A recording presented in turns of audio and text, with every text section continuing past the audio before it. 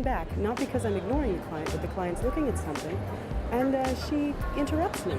I'm like, I can't work when somebody goes in there. So because of the way things. My name is Katie. My role in the art world is that I am an art consultant. I write for a publication called Art/World News, and we cover just what's happening in the modern art world. Anyway, so let's go.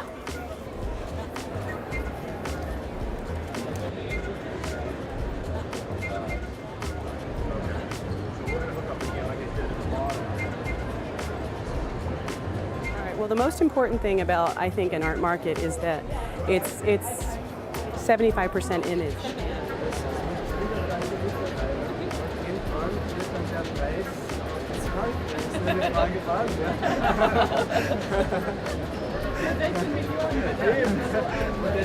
What a collector tends to buy is what they're advised to buy, not necessarily what they have a visceral response with, which creates collections that, while they may be valuable for a moment, they may not have the long-term longevity. And just like, you wouldn't just buy any tech stock, you shouldn't just buy any art. You have to know, and the first thing is to love it.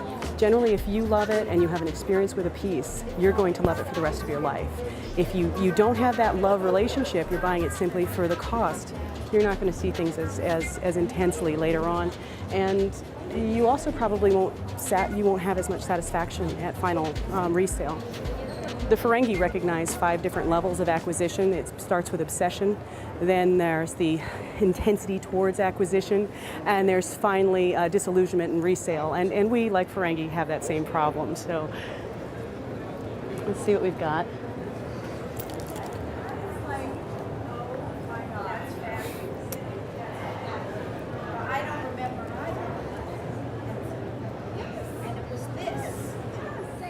I think she's lovely.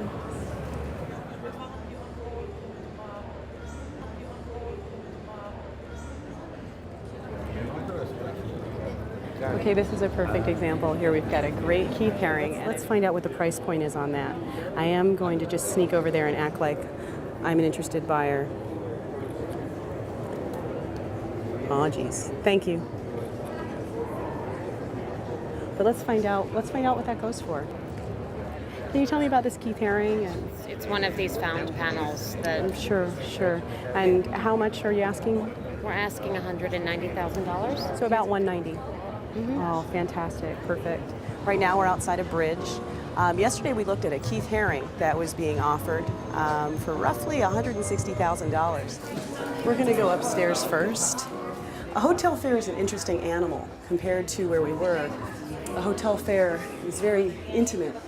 You kind of have to be very brave to enter into them. The space is almost confrontational.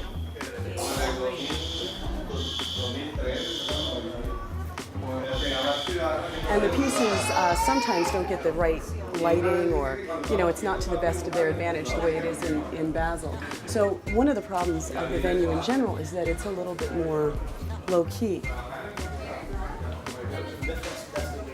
But that doesn't mean that the work is low-key. Can you tell me about your Keith Harings? The Keith Harings are the Pop Shop sign, which was on the top of his Pop Shop in New York. Actually, there's another panel there, and then there's 3 panels that go that way. He painted it in '76, and then I pulled it down in the summer of '87. Well, I didn't pull it down. The construction crew that was pulling it down, I ran over and saw him, talked to him about possibly buying the piece from him. They said $50. I put in my pocket, pulled out 3 tins and said, I got 3 tins for beer money tonight. How about that, guys? He says, hey guys, put the panels in this guy's pickup truck. We got beer money. And that's how I got it. And we brought him down just because the economy is tough. No, it's not tough. We got the Pop Shop sign, right? Yeah. Right now it's 1.5 million. Yeah.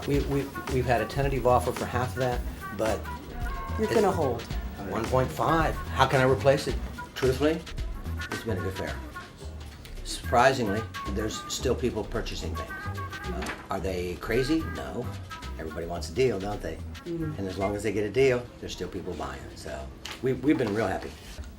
If you're in education, and I was the head of the sculpture department at NYU, you do a lot of education things. We're always trying to do activities that draw attention to history.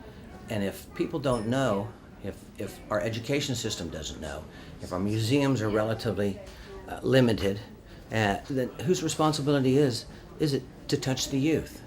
If it's not those people who know, that have information, I don't know who it is.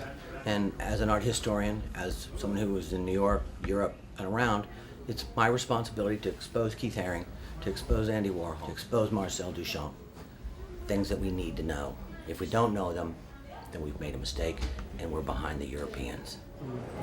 The most fascinating is that people may not understand what they're looking at, but the emperor has no clothes. I mean, there used to be, I think, a concept of, and that's what's being shaken, I think, with the credit crunch and everything else. There's also been an art credit crunch that people were willing to take the word of anyone. Now they really are buying, I think, for that internal aesthetic. And that's better. I think that right now we're at a turning point where, just like people are kind of clearing out, no, we shouldn't have bought all that stuff on credit. Now we're clearing out, we shouldn't have maybe bought all of that stuff that we didn't really know or have that visceral effect with. That's how you get a collection that's amazing, is when that person has an attachment to them. When somebody just says, oh, you know, you really should buy some blankety blank because it's a good buy. It's not always. And if you don't have the trust in yourself or in your consultants, I just think you can really get railroaded in a way that's just frightening.